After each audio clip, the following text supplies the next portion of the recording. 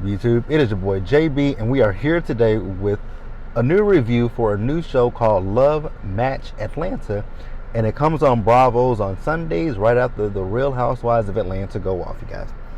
So this is going to be season 1, episode number 2, the Unscrupulous Matchmaker, you guys. Now, before we jump into this review, if you guys are watching this video or any other video on the channel and are not subscribed, then I need you guys to do me a solid favor and stop taking me out on this date and having me pay for it at the end of it. You guys can do me that favor by liking the video, subscribing to my channel, turn on your post notifications, sharing the video, you guys. And with that out of the way, without further ado, let us discuss Love Match Atlanta, shall we? Alright, you guys, so before we go ahead and get into this review, I gotta let you guys know that this show to me is just not that good, but I'm gonna review it because I am bored. I was bored watching the show and I just needed something else to do. So yeah, this show is following, I think it's like 4 matchmakers. I'm still so confused about matchmaking and the prices that they're talking about, how much they charge, the certifications. It's like, what do you need to be certified to? I mean, it sounds like with matchmaking, I mean, it gives the vibe that you can just find any old crackhead off the street and say, hey, you want to be a matchmaker? They say, yeah. You say, okay, you're a matchmaker, right? I ain't shading these people's profession, but it just doesn't. They make it seem like it's so grandiose, and I just don't think that it is. But hey, it is what it is. So this episode, now I didn't review episode 1. So like I said, this show is just not that great to me, but I'm going to review it anyways. I would be surprised if this show gets a season 2. I'm going to keep it real with you guys. So the first episode, it ended with a mixer that one of the matchmakers, his name is Joseph, he was putting on. So then the matchmaking duo, they got up on the stage and he introduced that he's going to be doing a course, right, or a class or a school or whatever. So the matchmaking duo, they feel that he's ripping them off with all their ideas, and your ideas are nothing new under the sun. So I don't understand. I mean, if I want to be a matchmaker, I can say I'm a matchmaker and I can create get a developed app and say I want to start a school. There's no accreditation. Like, y'all act like it's frustrating because you would think the way that they're talking, you would think that they had to go and get some accreditation. This is not a university. This is not a real university, a brick and mortar university. This is probably something that you're going to do online. People do it for maybe 5 weeks. And hey, you're a matchmaker. The matchmaking duo, I'm going to keep it real with you guys, I don't like them. Period. I don't like them.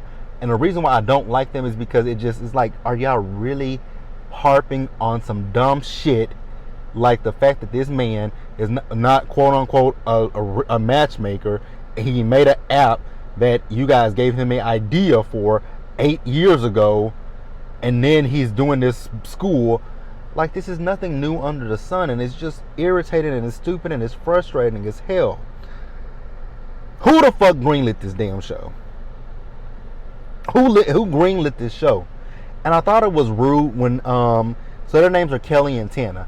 I thought it was insanely rude that Kelly and Tana got up there at this man's his mixer to announce their shit. I would have told my DJ or whoever, cut that fucking mic. Like, we ain't finna hear that shit. Cut the mic, cut the mic, cut the mic, cut the mic. I would have said that. So then Ming, she's the colorblind matchmaker, right? All these matchmakers, all of them sound stupid as fuck. If I'm keeping it real with you, I'm shading the matchmaking duo, but let's be real. All of these companies, the middle class, which is Shay. You got Shay in the middle class. You got Ming the colorblind. When you got Joseph, who created the app. You got the matchmaking duo, who I don't know what they do. All of them sound like stupid concepts. I'm sorry to say it, but they all sound stupid as shit. I am so sorry to say that. And then, people might get offended. I really couldn't care less. I couldn't care less. And then when Ming chimed in, that's when Tana tried to bite Ming's head off. I'm like, I was with Ming. Like, that was rude. You don't know our history. Ma'am, it's been 8 years. After 8 years, I would have thought that you would have developed a better application app than he did, and did something, at least do something with the intellectual property. like like you're acting like this is something that is like trade secrets, or like a trade secret, or a patent, like something that you got a patent on. It's nothing this is not rocket science. But hey, I'm gonna pause here and we're done with that, but we'll talk about him a little bit more. So let's talk about Joseph real quick, you guys. So Joseph, him and his girlfriend Paris, who he met on his app, which I'm like, isn't that a conflict of interest? But okay, if you like it, I love it. I really don't care, right? So they met up with a client that they have met about a year ago, right? And this same client is one of those people that Kevin Samuels had ridiculed, right? And it's so interesting. It's so funny. The thing with Kevin Samuels is he told that woman she would die alone. I think you did a little bit of foreshadowing for yourself, my friend. You ain't really my friend, but I think you did a little foreshadowing for yourself. Seemed like you spoke on your life, but the fact that he drugged her and humiliated her, and then she said that black men came in her comments, so that turned her off to black men. Not all black men, and I will say this, because as a black man, not all black men share the same sentiments that Kevin Samuels shared, because I know for damn sure I don't. The shit that man said was the most ignorant things that I've ever heard in my life. So then we see Joseph and Paris. They're doing a photo shoot with her. I like the concept of the photo shoot, but I hated the photo shoot. I like the fact that they were boosting her confidence. I love that aspect. But other than that, that photo shoot didn't make any sense to me. It made no. I don't know if they were doing it for profile pictures or what. It made no sense to me, so I don't really give a shit. So they told her that they're going to take her to a cigar lounge. Then we did see her at a cigar lounge, and the men that they had for her to meet, absolutely no. That's all I got to say. No. Let's pause here and move forward. All right, you guys. Next up, let's talk about Shay. So Shay is moving. She's moved into a new apartment. Now, I saw a lot of people say that Shay looks like Wendy Williams. I do see it. But Shay, if you look, to me, she looks like Vicky Winers. Long as I got King Jesus, long as I got King Jesus, oh, long as I don't need nobody else. That's my song. Where we at? So she was with her daughter's father for 8 years. So when they broke up, she moved back in with her mom and her sister, and she lived with them for 6 months. So now she's back out on her own. So she's telling her mom about her client. I believe her name is Ashley. I could be wrong. She tweeted me last night because I was talking about her lipstick, because she had on this bright red lipstick. I was like, wow, that is a bold lip. I was like, that's some bold lipstick. And she said she quote retweeted me saying she likes a bold lip. I can tell. Nothing wrong with it. Only thing I have a question about is, girl, what the fuck is hetero-flexible? I've heard of so many things in this world, but hetero-flexible, what is that? So does that mean that you would date a woman? Does that mean that you would date a trans man? Right? Yeah. So does it mean you would date a woman, a trans man? Like, what does that mean? What the hell is hetero-flexible? Y'all in these new terms. Oh, Jesus. I feel old. I feel old. So then we see them, and they went out to meet each other. There is no way I would have ate that octopus. I'm just going to keep it real with you. I don't eat octopus. No. Ew, that sounds nasty. I will say with Shay, I do like the fact that she said that she has her clients meet with therapists. That is great. That is good. I think we all should seek a therapy session, right? I think we all can do that. So then she mentioned Lamont. Now, Lamont, he likes my tweets. He likes some of my tweets. And I know is he an actual cast member, or is he because with Lamont, they ain't showed him. But he definitely has Love Match Atlanta in his bio on Twitter. So Lamont is he's a LGBT. I think he's just a gay and bisexual matchmaker in Atlanta. Nigga, that ain't hard. Now that you ain't gotta, I don't know how you make money, Lamont, and I'm not being shady. That is gay capital. So how are you making money? And never mind, shut up, mind my business. I'm gonna mind my business. I'm gonna mind my business. So Shay asks her how does she feel about a bisexual man. She says she's cool with it. So Shay tells her, okay, well, I talked to Lamont, and he has a client that's bisexual. He's looking to settle down with a woman. I was like, girl, a lie don't care who tell it, especially when we saw him. I'm not gonna lie, don't care who tell it. But okay. So then we saw Shay talking to him. Now, here's what threw me, because Shay was talking to her. This is not just about sex. She's like, no, I don't need a matchmaker to find sex. That's easy. But then when she was talking to Lamont, she asked Lamont, is the man freaky, and does he like toys? Why? How is that relevant? I didn't understand what the relevancy of that was.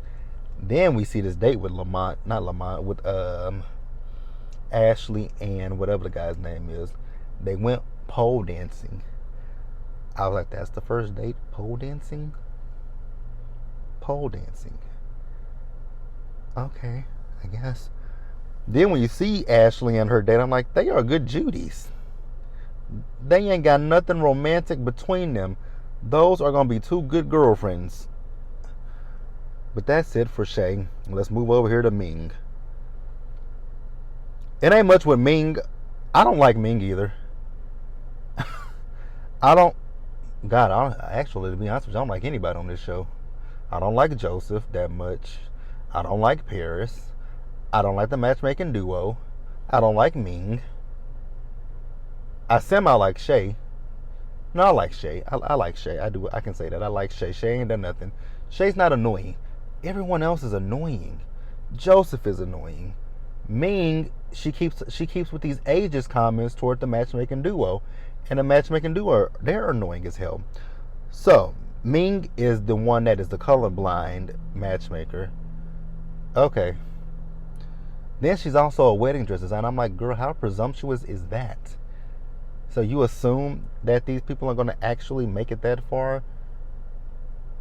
Why don't you just open up a bridal shop? Wouldn't that be smarter? Just open up a bridal shop? I'm giving you an idea. And if you take my idea, I want a cut of that. Ming thinks highly of herself, and I don't know why. So then she was talking, I don't know who that was she was talking to. She was talking about the mixer. The mixer, I was on Ming's side, so I got that. Then we see Ming. She met up with the matchmaking duo. The issue that I have with Ming is the fact that she keeps talking about their ages. Ma'am, you look like you're the same age as the matchmaking duo, if not older. So why are we shading their ages? I just don't get that. And then they told Ming what their issue is with Joseph. Like I said a few minutes ago, it's dumb as shit. If you want me to be honest with you, it just makes no sense to me. It's the dumbest shit I've ever heard in my life. Like, y'all act like y'all got a intellectual property on this, a patent on this. This has a trade secret where you made it and you did it so well that nobody else could duplicate it. And if someone else duplicates it, that is infringing on, the trade secret. Like, y'all are acting like this is something that's never, the concept that has never been thought of before. There are so many fucking dating apps out there that have VIP privileges. So what are y'all? Oh God, I just don't like the. I realize it. Okay. I don't know if I'm gonna be able to continue to review this show because I'm getting worked up, and I don't like getting worked up, and I don't like ranting in a review. I'm trying not to rant, you guys. I just don't understand. I think for me, what it is, I just don't understand what the issue is. If you can make me understand what the issue is, then I would be on their side. But I can't be on someone's side when I don't understand what the damn issue is. Speaking of that, let's pause here and wrap up the episode. The matchmaking duo, you guys. So, yeah, I don't like Tana and I don't like Kelly. They are sitting with their assistant, and they are talking about their love academy, whatever the hell it's called. And like I said a few minutes earlier in the review, they act as if this is rocket science. It's not. So my question is, are you guys so when the person passes this course or whatever it is, are you giving them a degree? Are you giving them a diploma? Or if you're giving them a certificate, miss me with that, for real. What is a certificate? Please. So yeah, like, this is just like I said earlier. This is something like you could take any old regular average Joe off the street and say, hey, I want to make you, because y'all said y'all had a career in marketing, right? And congratulate, I'm not knocking anyone's hustle.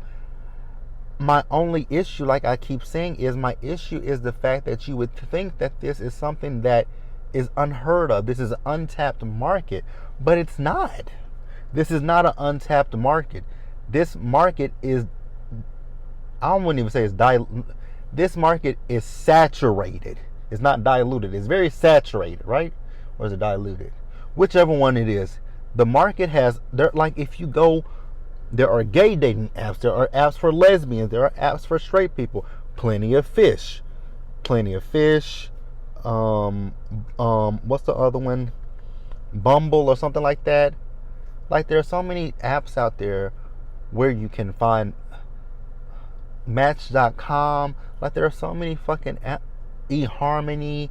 Like there are so many apps out there, and you ladies are acting as if this is something brand new this is a brand new concept that you come up with. Now, if you told me that you came out with this concept when the iPhone was first created, I'd be like, you know what? I'm on your side because you were ahead of the curve. But you're not ahead of the curve. The curve is no curve anymore. That market is full of nothing but dating apps. So I just don't understand what you did to differentiate yourself from your competition, because there's plenty of competition. Joseph is not your only competition. Like Black Planet.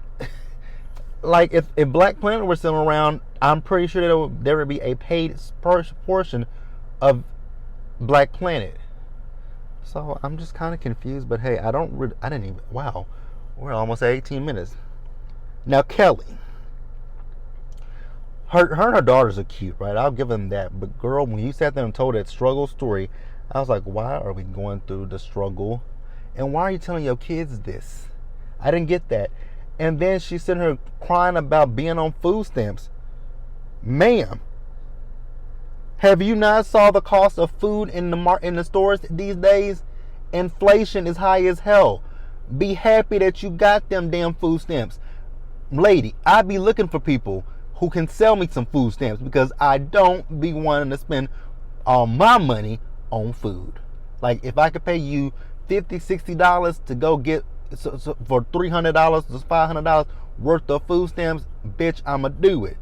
So don't cry about them food stamps. I just didn't understand that. Crying over them damn food stamps. Girl, give me that food stamp card and I'll go shopping and give you your card back when I'm done and pay you a percentage of that. But girl, miss me with that dumb shit. Then the end of the episode, I can't give this any time. Paris, Joseph, and the matchmaking duo, they sat down. Again, I'm going to say it one more time. The idea that you ladies had is nothing brand new. It's nothing that is unheard of. So can we leave, now that you guys, ladies, have sat down with Joseph and had a conversation with him. Now, the one thing I did not like was the fact that it was Tana who kept talking about the fact that Joseph calls everyone queen. What's wrong with that? And she said even himself. I don't like, that's not funny. That's not cool. Like, I said Joseph. Now, I did say on Twitter, Joseph is sassy. He's definitely sassy. I'm not implying anything. Joseph is sassy. Now, I did think he was gay, but I didn't, I'm not going to say that. But I didn't like that whole queen comment. It wasn't funny. Just like I went in on Ming talking about the ages comments, don't come in with the gay bashing. Don't come in with that, because that ain't funny. That ain't funny, because I could talk about that wig on your head, how it looks like it's pushed all the way back to your hairline, pushing your hairline far back. I could talk about that, but I'm not. But I just did. See? You probably wouldn't like that. So it is what it is. But hey, you guys, please let me know what you guys thought about Love Match Atlanta. I'm going to tell you guys how I feel about it one more time. I hate it. I hate it. I hate it. I hate it. Like I even tweeted this. I must be a glutton for punishment because I keep watching this show every Sunday. But yeah, honestly, I really hate the show. Maybe I hope it gets better, but as of right now, it's not getting better. But I just wanted to do a review because I just wanted to talk about, oh shit, my teeth. I really just want to talk about, the reason why I did this review is because I want to talk about the matchmaking duo and Ming. That was it. Yeah. But anyway, let me know what you guys thought about the episode. Leave your comments in the comments below. Subscribe to the channel. Please turn on your notifications. Share the video. And until the next time, you guys stay safe. Take care of yourselves. Remember, wash your hands, wear a mask, socially distance, be blessed. And I'll catch you guys in the next one.